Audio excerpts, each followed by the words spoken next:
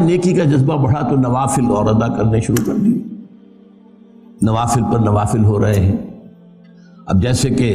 معلوم ہوتا ہے جب عمرے پر ہم جائیں تو عمروں کا جو ہے ہوکا پڑا ہوا لوگوں کو، ایک عمرہ ہو گیا پھر جا رہے ہیں بھاگے ہوئے، تنعیم جا رہے ہیں پھر احرام باندھا پھر عمرہ ہو رہا، حالانکہ قطعاً ثابت نہیں، سوائے حضرت عائشہ رضی اللہ تعالی عنہا ام المومنین کہ وہ اپنے ایک نسوانی عذر کی وجہ سے بعض ارکان ادا نہیں کر سکی تھی، تو ان کے لیے حضور نے پھر بھیج دیا جاؤ تنعیم سے، وہاں تم جب فارغ ہو گئی وہ اپنی اس نسوانی جو بھی کیفیت تھی اس سے، تو پھر انہوں نے عمرہ کیا، ورنہ حضور نے حج کے بعد کوئی عمرہ نہیں کیا۔ بلکہ میں تو حیران ہوتا ہوں کہ حضور نے فتح مکہ کے بعد شاید ہی کوئی عمرہ کیا،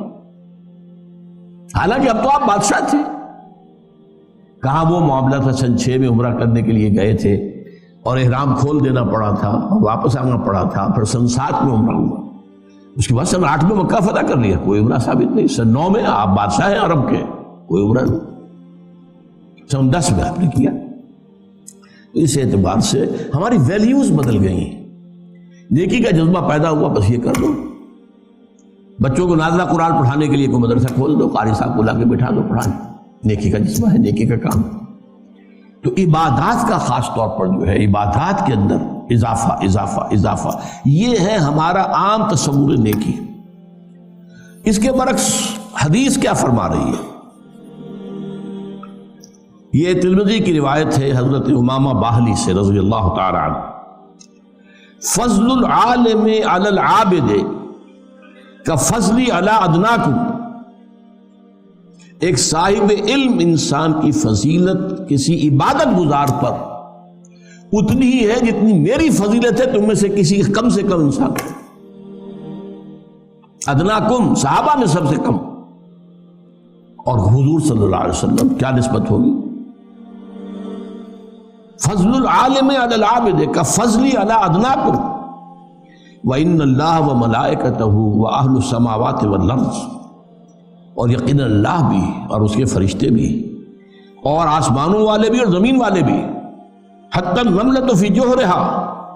یہاں تک کہ چیونٹی جو اپنے بل میں ہے، وحتی الحوت، یہاں تک کہ مچھلی، لَيُصَلُّونَ عَلَى مُعَلِّمِ النَّاسِ الْخَيْرِ، وہ درود بھیجتے رہتے ہیں، دعائیں کرتے رہتے ہیں اس شخص کے حق میں جو لوگوں کو خیر کی تعلیم دے۔ یہاں لفظ خیر بہت نوٹ کرنے کے قابل ہے، یہ میں بعد میں ذرا اور تفصیل سے عرض کروں گا۔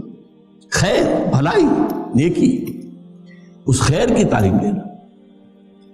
اسی طرح ایک اور حدیث ہے،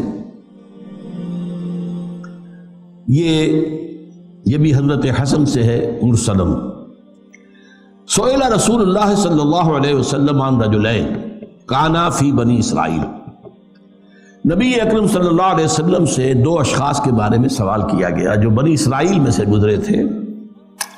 احدہما کان عالما یصلی المکتوبۃ ثم یجلس فیعلم الناس الخیر، ان میں سے ایک تو وہ تھا جو عالم تھا، وہ صرف فرض نماز پڑھتا تھا، کوئی نوافل نہیں، صرف فرض، اور پھر بیٹھ جاتا تھا لوگوں کو خیر کی تعلیم دینے کے لیے۔ والآخر، اور دوسرا، یصوم النہار ویقوم اللیل، روزانہ روزہ رکھتا تھا، پوری رات کھڑا رہتا تھا۔ ایہما افضل، حضور ان میں سے افضل کون سا ہے؟ سوال سمجھ لیا؟ 2 اشخاص ہیں، ایک صرف فرض نماز ادا کر رہا، میں عبادت کے اعتبار سے عبادت اور علم اور تعلیم اور تعلم، ان کے مابین کیا نسبت ہے، کیا ریشو پروپورشن ہے، اس کی میں آپ کے لیے حدیثیں سنا رہا ہوں کہ 2 آدمیوں کے بارے میں پوچھا گیا، ایک وہ تھا جو صرف فرض نماز پڑھتا تھا اور اس کے بعد بیٹھ جاتا تھا لوگوں کو خیر کی تعلیم دینے کے لیے، اور دوسرا وہ تھا روزانہ روزہ رکھتا تھا اور پوری رات کھڑا رہتا تھا عبادت۔ ایہما افضل، ان دونوں میں سے افضل کون ہے؟ قال رسول اللہ صلی اللہ علیہ وسلم فضل هذا العالم الذي يصلي المكتوبة ثم يجلس فيعلم الناس الخير على العابد الذي يصوم النهار ويصلي الليل كفضلي على ادناكم، اس شخص کی فضیلت جو صرف فرض نماز پڑھتا ہے اور باقی سارا وقت جو ہے وہ لوگوں کو خیر کی تعلیم دینے میں گزارتا ہے، بسر کرتا ہے، اس شخص پر جو روزانہ روزہ رکھتا ہے اور روزانہ رات کو کھڑا رہتا ہے پوری رات، اس پہلے شخص کی فضیلت اس دوسرے پر اتنی ہے جتنی میری فضیلت ہے تم میں سے ادنا پر، تم میں سب سے کم تر پر۔ یہ ہے ریشو پروپورشن۔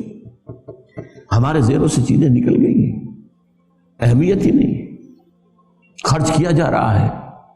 حج کیے جا رہے ہیں، عمرے کیے جا رہے ہیں، لیکن یہ کہ دین کا علم آس پاس بھی نہیں، نہ خود نہ اپنی اولاد کو سوچا بھی نہیں، غور و فکر ہی نہیں کیے، اور علم حاصل بھی کیا ہے تو ٹیکنالوجی کا علم حاصل کیا، صرف نیچرل سائنسز کا علم حاصل کیا ہے، ٹیکنالوجی کا علم حاصل کیا ہے، جس کا کہ علم دین سے کچھ سرے سے سروکار ہی نہیں۔ اب یہ ایک حدیث اور سن لیجئے، یہ مسلم شریف میں ہے، حضرت ابو ہریرہ سے رضی اللہ تعالیٰ عنہ۔ یہ بڑی پیاری حدیث ہے، ایک زمانے میں میں بہت کثرت سے اس کو بیان کرتا رہا، اب ظاہر بات ہے کہ کچھ زمانے کے گزرنے کے ساتھ ساتھ کچھ اور مسائل سامنے آتے رہے تو بعض چیزیں اب پس منظر میں چلی گئی۔ امام مسلم روایت کرتے ہیں حضرت ابو ہریرہ سے، من سلک طریقا یلتمس فیہ علما، جو شخص کوئی راستہ اختیار کرتا ہے، سفر اختیار کرتا ہے جس میں علم کا حصول پیش نظر ہے، سہل اللہ بہ طریقا الی الجنہ، اس سفر کے ذریعے سے اللہ تعالیٰ اس کے لیے جنت کا ایک راستہ آسان کر دیتا ہے۔ اب دیکھیے حدیث، وَمَجْتَمَعَ قَوْمٌ فِي بَيْتٍ مِّن بُيُوتِ اللَّهِ، اور نہیں جمع ہوتے کوئی لوگ اللہ کے گھروں میں سے کسی گھر میں، یتلون کتاب اللہ ویتدارسونہ بینہم، اللہ کی کتاب پڑھنے اور آپس میں سمجھنے سمجھانے کے لیے، الا نزلت علیہم السکینہ، مگر یہ کہ ان پر سکینت کا نزول ہوتا ہے، تسکین، سکون، وغشیتہم الرحمہ، رحمت خداوندی انہیں ڈھانپ لیتی ہے، وحفتہم الملائکہ، فرشتے ان کے گرد گھیرا ڈال لیتے ہیں، وذکرہم اللہ فی من عندہ، اور اللہ تعالیٰ ان کا ذکر کرتا ہے ملائکہ مقربین، وہ ملائکہ حملۃ العرش جو عرش کو اٹھائے ہوئے ہیں، وہ ملائکہ کے جو عرش کے گرد طواف کر رہے ہوتے ہیں، وَتَرَى الْمَلَائِكَةَ حَافِّينَ مِنْ حَوْلِ الْعَرْشِ يُسَبِّحُونَ بِحَمْدِ رَبِّهِمْ، اللہ ذکر کرتا ہے، دیکھو تم نے کہا تھا نا کہ یہ جو آدم ہے میں اسے خلافت دے رہا ہوں، اسے اختیار دے رہا ہوں، یہ تو خون ریزی کرے گا، فساد مچائے گا، دیکھو میرے بندے وہ میرے گھروں میں سے ایک گھر، اور اس میں مفسرین کا تقریباً جماع ہے، اس سے مراد صرف مسجد نہیں ہے، جو بھی گھر، جو بھی مقام اس کام کے لیے خاص کر دیا جائے، قرآن کے پڑھنے پڑھانے کے لیے، وہ سب اس میں شامل ہو۔ دیکھو وہاں بیٹھے میری کتاب پڑھ رہے ہیں، ایک دوسرے سے سمجھ رہے ہیں، ایک دوسرے کو سمجھا رہے ہیں، یہی ہے نا وہ آدم جس کے بارے میں تمہیں وہ اجتماع لاحق ہو گیا۔ یہ جو 3 حدیثیں میں نے آپ کو سنائی ہیں، ان کا ایک مرکزی نقطہ کیا ہے؟ جسے خیر کہا گیا وہ قرآن ہے، ہوا خیر مما یجمعون، خیر کا لفظ 2 چیزوں کے لیے آتا ہے، یا خیر دنیا کا مال و متاع دنیاوی، خیر انہ لحب الخیر لشدید، یا خیر اللہ کی کتاب ہے قرآن، ہوا خیر مما یجمعون، یا ایھا الناس قد جاءتکم موعظۃ من ربکم وشفاء لما فی الصدور وہدی ورحمۃ للمؤمنین قل بفضل اللہ وبرحمتہ فبذلک فلیفرحوا ہوا خیر مما یجمعون۔ تو یہ خیر جو ہے در حقیقت قرآن ہے۔ چنانچہ یہاں آپ نے دیکھا کہ کہا گیا تھا کہ جو شخص علم کے لیے راستہ طے کرتا ہے، چل کر آیا ہے، آپ بھی چل کر آئے ہیں، کوئی آپ کا دنیاوی مقصد تو اس وقت نہیں ہے، اللہ تعالیٰ اگر اس کے اندر کہیں بھی کوئی اگر چیز غلط شامل ہے تو اس کو دور کر دے، میری نیت میں اگر کوئی چیز غلط ہے تو اللہ اسے پاک کر دے اس سے۔ ظاہر بات ہے کہ بظاہر تو کوئی مقصد نہیں، میں کوئی سیاسی آدمی نہیں، یہاں کوئی مذہبی فرقہ واریت کی جو ہے بات نہیں ہوتی کہ یہ اس سے بہتر ہے، یہ اس سے بہتر ہے، یہ کمتر ہے، وہ کچھ نہیں، قرآن پڑھنا ہے، قرآن سمجھنا۔ من سلک طریقا یلتمس فیہ علما، اب یہاں لفظ علم آیا، لیکن علم کو آگے بیان کر دیا، یتلون کتاب اللہ ہے ویتدارسونہ بینہم، اس علم سے مراد علم فقہ نہیں ہے اس علم سے مراد جو ہے، میں پھر بھی عرض کر رہا ہوں، علم حدیث نہیں ہے، اس علم سے مراد کتاب اللہ ہے، باقی چیزیں اس کے تابع ہیں، اس کو سمجھنے کے لیے جتنی ضرورت ہے، ضروری ہے تو چاہیے۔